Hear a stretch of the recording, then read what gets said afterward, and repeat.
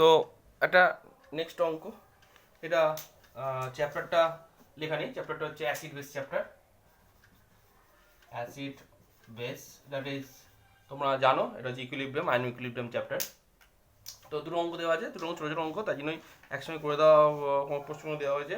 একটা হচ্ছে 0.101 molar formic acid দ্রবণের বিয়োজন মাত্রা ও H2 প্লাস আয়নের ঘনত্ব কত, কে এ, ডিসোসিয়েশন কনস্ট্যান্ট বলে দিয়েছে 2 × 10⁻⁴। মানে কি ফর্মিক অ্যাসিডের একটা দ্রবণের বিয়োজন মাত্রা, দ্যাট ইজ তোমার degree of dissociation, that is alpha, degree of ডিসোসিয়েশনটা বার করতে হবে, এবং আয়ন এই H3 প্লাস মানে H প্লাস আয়নের ঘনত্বটা বার করতে হবে। তাহলে আগে একটা করি, তারপর এটা করছি। তো আমরা কি জানি, আমরা আগে দেখে নিই কি কি ডেটা আছে। একটা কে এ আছে, আর এটা হচ্ছে কনসেন্ট্রেশন। কে এ আর কনসেন্ট্রেশন কত বলছে, 0.01। তো আমরা জানি এটা সহজ একটা অঙ্কটা, একদমই সহজযোগ্য। প্রথমে আলফা ভ্যালু বার করবো, তারপরে H প্লাস আর H3 প্লাসের ভ্যালু বার করবো। আমরা আলফা কি জানি, তাহলে আমরা জানি একটা হচ্ছে alpha, that is degree of dissociation. এটা কত বলে দিয়েছে না, সরি কত মানে এর ফর্মুলা কি, আমরা জানি কে এ বাই সি। তাহলে কে এ বাই সি মানে কে এ কত, সি কত, তো কে এ ভ্যালু বসিয়ে দিয়েছি, এবার সি এ ভ্যালু বসিয়ে দিই। তাহলে কত আসবে, এটা আসবে, তোমরা যদি করো ক্যালকুলেটারের মাধ্যমে 0.141। এটা হচ্ছে তোমার ডিগ্রি অফ ডিসিশন।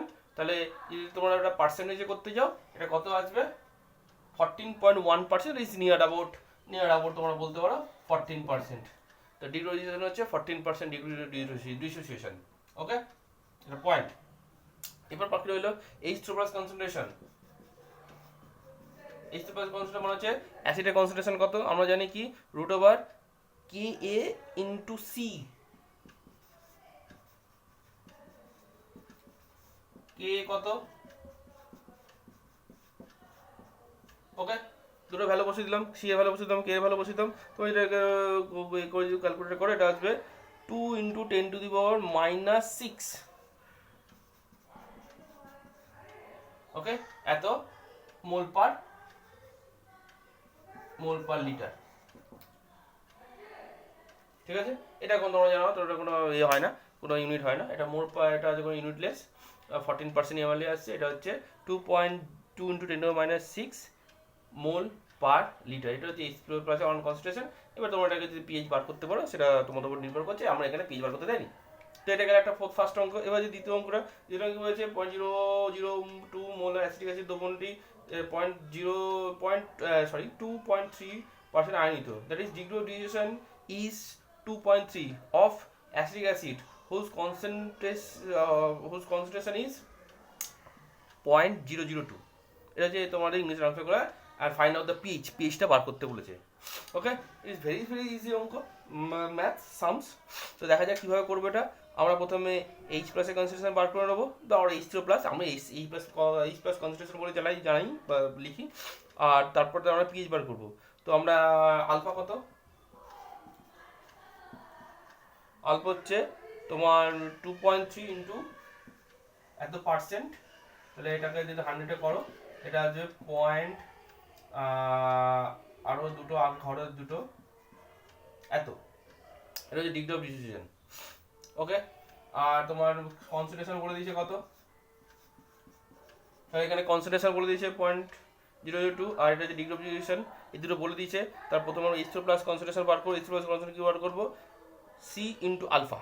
ওকে, তাহলে H3 প্লাস কনসেন্ট্রেশন কি আসবে, সি ইন্টু আলফা। তাহলে সি কত, 0.002 এটা ভ্যালু, আর আলফা ভ্যালু হচ্ছে 2.300। তো এটা তোমরা যদি ক্যালকুলেশন করো, এটা নিয়ারলি 4.6 × 10⁻5 আসবে, 4.6 × 10⁻5 এত mole per litre. Okay, it is mole per litre. এইবার আমরা এটাকে পিএইচে কনভার্ট করে দেবো। পিএইচ মানে হচ্ছে minus log base H plus concentration.